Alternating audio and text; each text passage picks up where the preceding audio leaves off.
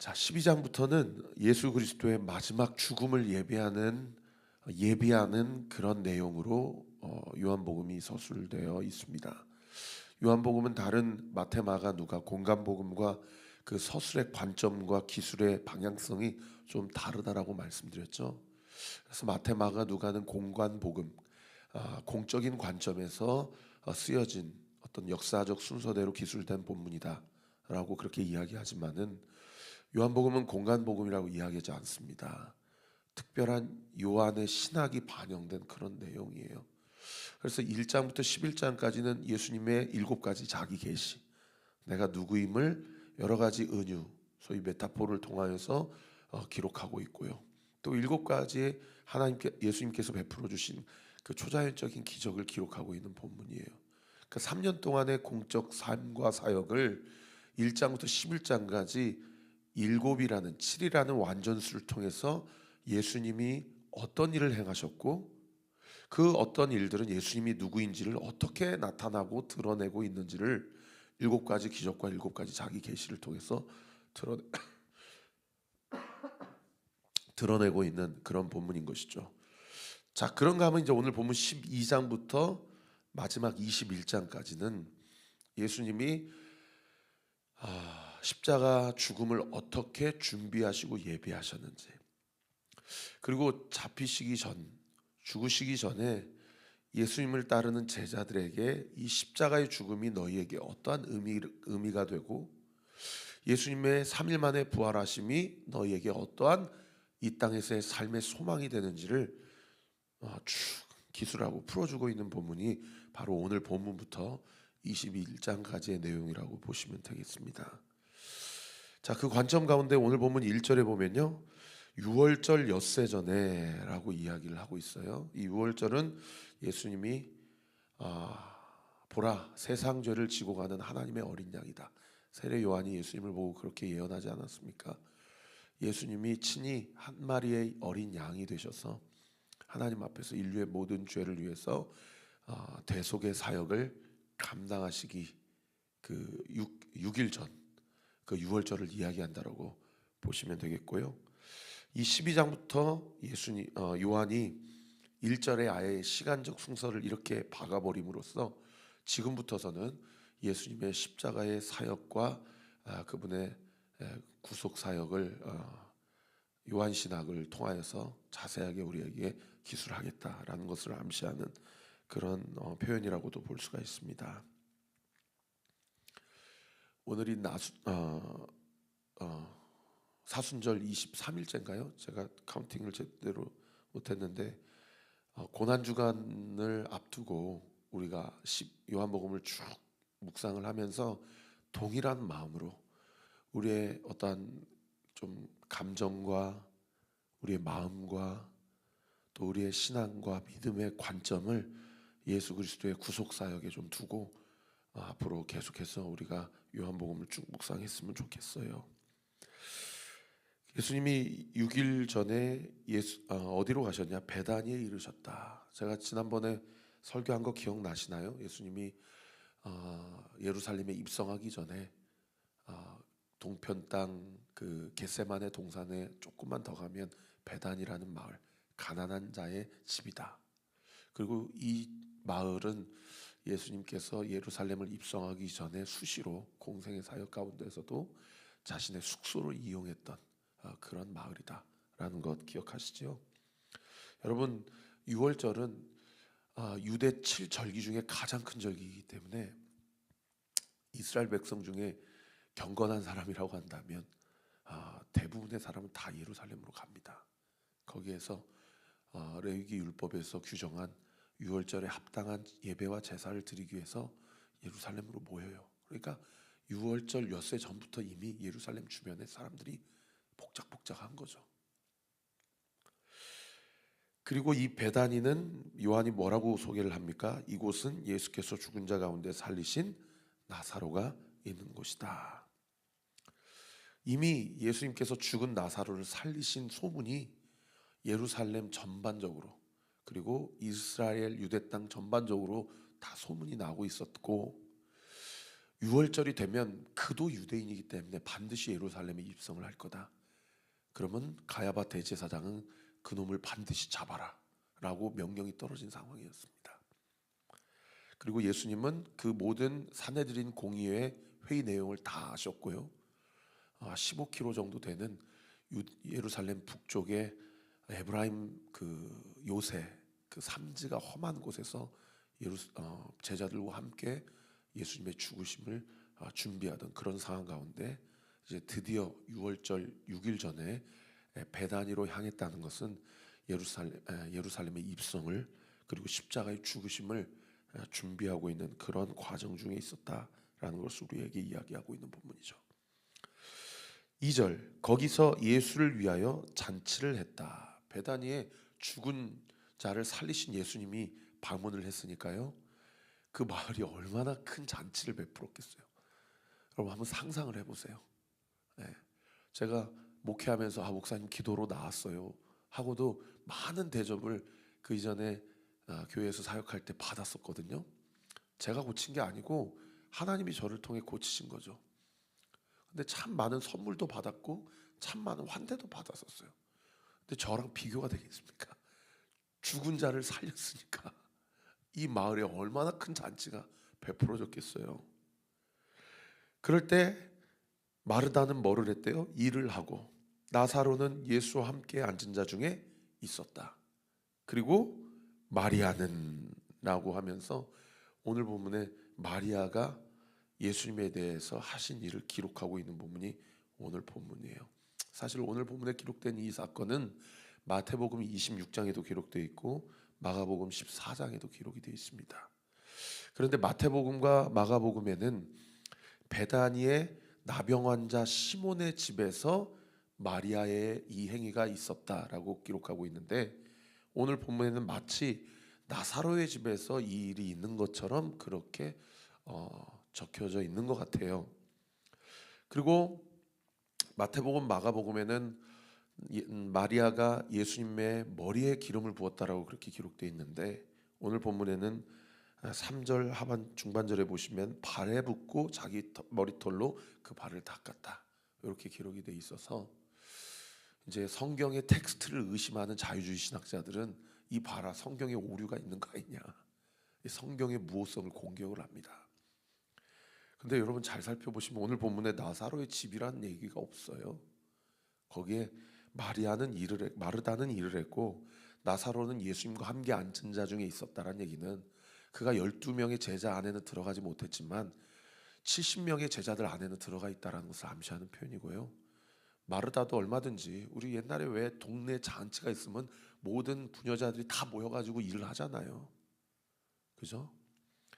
그리고 또 마가와 마태는 예수님이 기름을 머리에 부었구나라는 것을 기억하고 그렇게 기록했을 수 있고 요한은 머리에 붓고 또 머리로 불었으니까 머리로부터 흘러내리는 그 순전한 나드 향유의 그 모든 기름이 온몸을 다 적셔가지고 그 남은 그 알리바스타 그 향유 옥합 그 깨뜨린 옥합 가지고 남은 기름을 자기 머리털로 발을 닦았고 이런 일들이 마태 마가도 맞는 텍스트고 요한도 맞는 텍스트로 그렇게 받아들이면 이게 성경이 잘못 기록되어 있는 것이 아니다.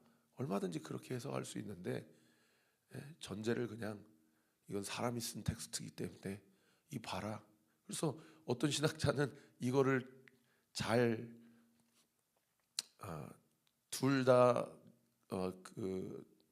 있었던 일로 그래서 마리아가 한 번은 머리에 부었고 한 번은 발에 부었고 이렇게 또 주의하는 학자들도 있고요. 어떤 학자는 아예 대놓고 이거는 다 없었던 일을 이렇게 조작한 거기 때문에 이렇게 다 텍스트가 다르지 않냐 사실관계가 다르지 않냐 이렇게 공격을 하는 사람들도 있더라고요.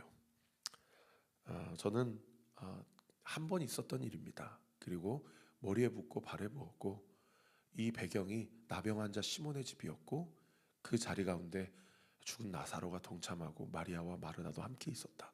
이렇게 해석을 하면 큰 무리가 없다라고 그렇게 말씀을 드리고 싶고요. 중요한 건 그게 아닙니다. 사실은 이 본문이 이야기하고자 하는 건 마태도 마가도 요한도 그것 따지고자 하는 얘기가 아니에요. 그래서 여러분들 성경을 읽으실 때 본문이 주된 말하고자 하는 내용이 무엇인가 이렇게 어프로치를 하셔야지 이거 다 조주해보고 이 성경에 뭔가 문제가 있는 거 아닙니까? 이렇게 하시면은 제가 참 감히 말씀드리지만 신앙의 태도부터가 잘못됐다. 그렇게 말씀을 드리고 싶습니다. 3절에 보시면은 마리아는 지극히 비싼 향유 곧 순전한 나드 한 근을 가져다가 예수의 발에 붓고 자기 머리털로 그의 발을 닦으니 향유 냄새가 집에 가득했다. 여기 순전한 나드 한 근, 이 나드가 감송향이라고 하는 그 나무 뿌리인데요. 놀랍게도 이 감송향이 동의보감에도 기록이 돼 있어요. 근데 이 감송향을 사람이 먹으면 독이 없고 향이 가득하고 맵고 달아서 이 복통에 효능이 있다. 이렇게 허준이 기록을 했다고 그러더라고요. 근데 어떻든 이 산지가 중국 또는 히말라야 또는 인도가 이 원산지입니다. 그러니까 이 당시 팔레스타인 지역에서 저 동쪽 끝인 인도에서 난 이 나들을 가지고 가지고 그것을 이제 후 가공을 통해서 이 향유, 이 기름인데 너무 향기로운 냄새가 나는 이 기름으로 이렇게 가공으로 만든 거예요. 거기에다가 이집트산 대리석, 아까 제가 말씀드린 알리바스타 그 대리석으로 만든 옥합 안에 담은 겁니다. 그걸 팔아요. 근데 이게 얼마나 비싸냐면 오늘 본문은 4절에 보시면은 300데나리온이었다. 1데나리온이 그 당시 노동자의 하루 품삯이니까 1년이 365일이니까 뭐 안식일날 쉰다고 치면은 사실상 1년 연봉 아닙니까? 어떤 분들은 오늘날로 치면은 적어도 5천만 원, 6천만 원, 뭐 억대 연봉 받는 사람들도 있는데 여러분 이걸 한순간에 사용해 버린다고 생각을 해보세요. 그리고 베다니에 살았던 마리아는요, 그동안 이 돈을 어디서 모았는지 모르겠지만 사실은 결과적으로는 이 날을 위해서 이 1년치 연봉을 모은 거예요. 자기 전부를 드린 겁니다. 그렇죠? 그러니까 그 안에서 어떤 일이 일어나요? 4절에 보면 가룟 유다가 이렇게 얘기해요. 이 향유를 어찌하여 300데나리온을 팔아 가난한 자들에게 주지 아니하였느냐. 다 알거든요. 이거는 일반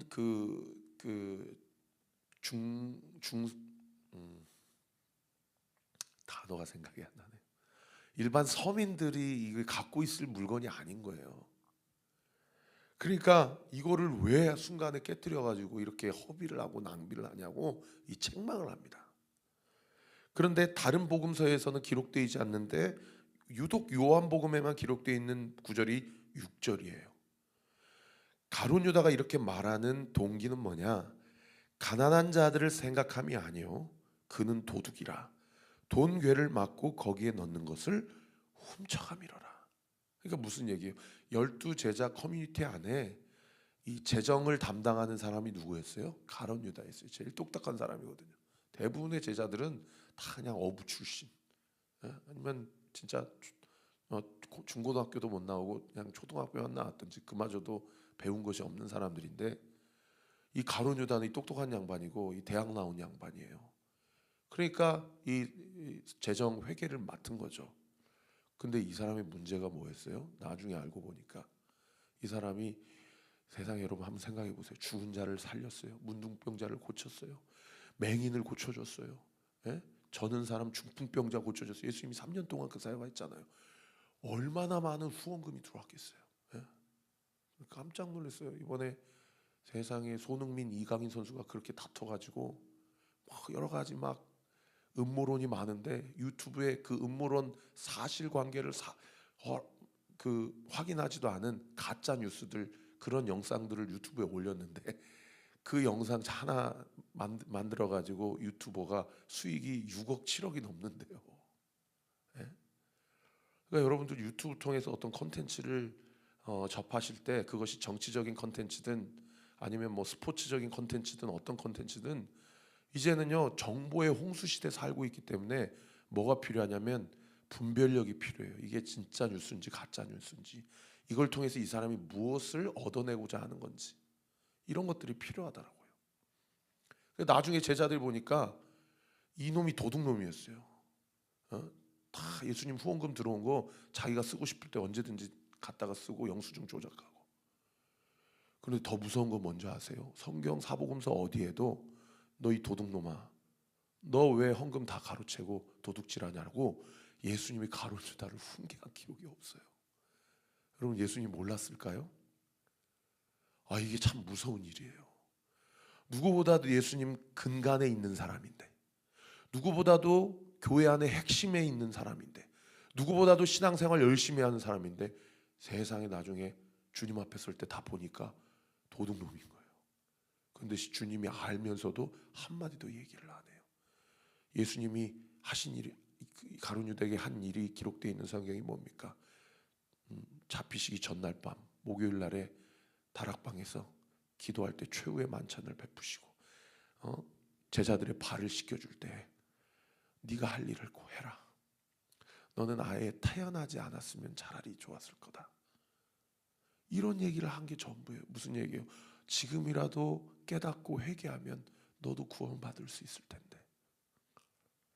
참 이런 게 참 무섭죠. 사랑하는 성도 여러분, 우리는 어떻습니까? 제가 늘 설교하지만 본문을 읽을 때 나도 마리아처럼 이렇게 주님의 죽음을 예비하고 준비하는 그런 삶을 살아야지. 돈이 만몬이 우상이 아니고 정말 예수님이 내 인생의 주인이 되어서, 김양재 목사님은 오늘도 설교하시더라고요. 가시냐 골드냐 둘 중에 선택해라. 신앙생활 그렇게 복잡한 거 아니다. 거듭난 사람은, 예수님 영접한 사람은 말로만 예수님 주인 삼는 것이 아니라 정말 돈이요 무엇이요 다 주님 뒤로 하고 예수님만이 내 인생의 주인이십니다 고백하는 것. 그래서 돈을 숭배하지 않고 주님 경배하고 예배하는 가장 강력한 증거가 뭐냐? 지갑 열고 11조 생활하는 거다.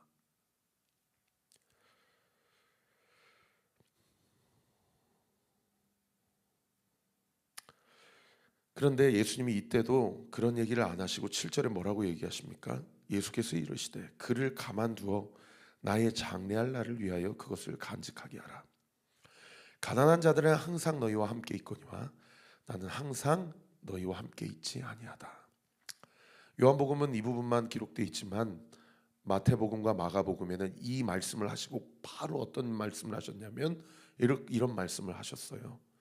온 천하에 어디서든지 이 복음이 전파되는 곳에는 이 여자가 행한 일도 기념하리라. 할렐루야. 이 여자가 행한 일이 얼마나 예수님에게 위로가 되고, 또 예수님이 지금 주안점을 두시고자 하는 포인트를 너무 적확하게 포인트를 두고 이 여자가 예수님 앞에서 경배를 했는지, 복음이 전파되는 곳마다 이 여자의 행위가 기념되게 될 것이다 라고 이야기를 했다라는 겁니다. 말씀을 정리하겠습니다. 여러분, 말씀 읽을 때에 나도 내가 마리아처럼 주님을 경배하고 예배하겠습니다 라는 것 너무 소중해요. 그러나 제가 늘 말씀드렸듯이 주님, 제가 가룟 유다입니다. 제가 하나님 앞에 도둑놈입니다. 주님 저를 용서해 주세요 라는 것이 여러분의 말씀의 적용에 반드시 있으셔야 합니다. 남 보기에는 거룩한 척하나 그 속마음에는 결국 돈이 자기 인생의 주인이 되어서 하나님 앞에서 심판을 받는 길로 걸어가고 있지는 않은지 다시금 내 삶을 오늘 이 말씀 앞에 점검해 보아야 합니다. 내가 깨뜨려야 될 것, 내가 주저함 없이 주님 앞에 내려놓아야 될 것이 있다면 그 옥합은 무엇입니까? 오늘 새벽에 한번 주님 앞에 정직하게 질문해 보시고요. 그런가 하면 마지막으로 두 번째로 오늘 보면 1절부터 8절까지 중에 세 부류의 사람이 나오는 것을 볼 수가 있어요. 하나는 예수님의 죽으심을 준비하는 사람. 저는 이것을 오늘날 우리에게 치환하여 적용하면 예수님의 다시 오심을 준비하는 사람이라고 말씀드리고 싶습니다. 여러분, 똑같이 교회를 다니고 똑같이 예수님을 믿지만 예수님의 죽으심을 준비하는 마리아처럼 예수님의 다시 오실 길을 준비하는 이 시대 그리스도인처럼 그렇게 신앙생활하는 사람들이 있습니다. 그런가 하면 두 번째로 마르다처럼 열심히 잔치 가운데 해야 될 일을 하시는 분들, 또 나사로처럼 그저 예수님이 앞으로 어떤 사역과 어떤 무엇을 향해 가는지 알지 못하고 그냥 예수님과 함께 있는 사람, 이런 분들이 있어요. 저는 이런 분들을 비난하고자 이 설교를 하는 거 아닙니다. 여러분, 교회 봉사 필요해요. 다 그냥 십자가 복음 붙잡고 기도하고 하나님 앞에서 자기 삶을 돌아보는 사람만 있어서는 교회 사역 안 됩니다. 주일학교 교사로도 섬겨주셔야 되고 안내팀으로, 찬양팀으로, 새가족팀으로 여러 가지 봉사가 필요합니다. 그런데 중요한 건 뭐냐? 이 모든 일의 목적과 방향성이 어디를 향해 가고 있냐는 거예요. 과연 이것이 예수님의 재림과 예수님의 다시 오심을 준비하는 방향성대로 가고 있는지 우리의 봉사와 주님을 위한 일들을 점검해 봐야 된다는 거죠. 그런가 하면 마지막 세 번째로 예수님의 영광을 오히려 이용하여 자신의 이익을 취하는 자들도 있다는 겁니다. 오늘 본문에 세 부류의 사람이 있어요. 나는 신앙생활을 하면서 어떤 부류인가 한번 생각해 보세요. 기도하겠습니다. 아버지 하나님, 감사합니다.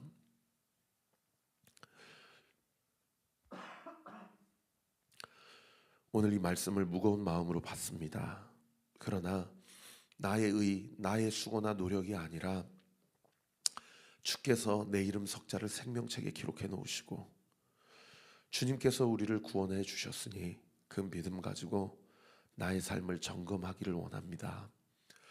하나님, 내게 있는 옥합은 무엇입니까? 내가 깨뜨려야 되고 주님께 부어드려야 될 주님이 나에게 주신 것들이 있다면 그것은 무엇입니까? 나는 교회 안에는 있지만 주님의 다시 오심을 준비하는 자입니까? 또는 주님을 사랑하긴 하지만 아무 준비 없이 생각 없이 있는 자입니까? 또는 심지어 주의 영광을 가지고 오히려 이용하고 자신의 이득을 탐하는 자입니까? 아버지 하나님, 우리가 주님 다시 오실 길을 예비하는 자들이 되게 해주십시오. 우리가 주님 앞에 다시 설 때에 주님 앞에 칭찬받는 자들이 되게 해주십시오.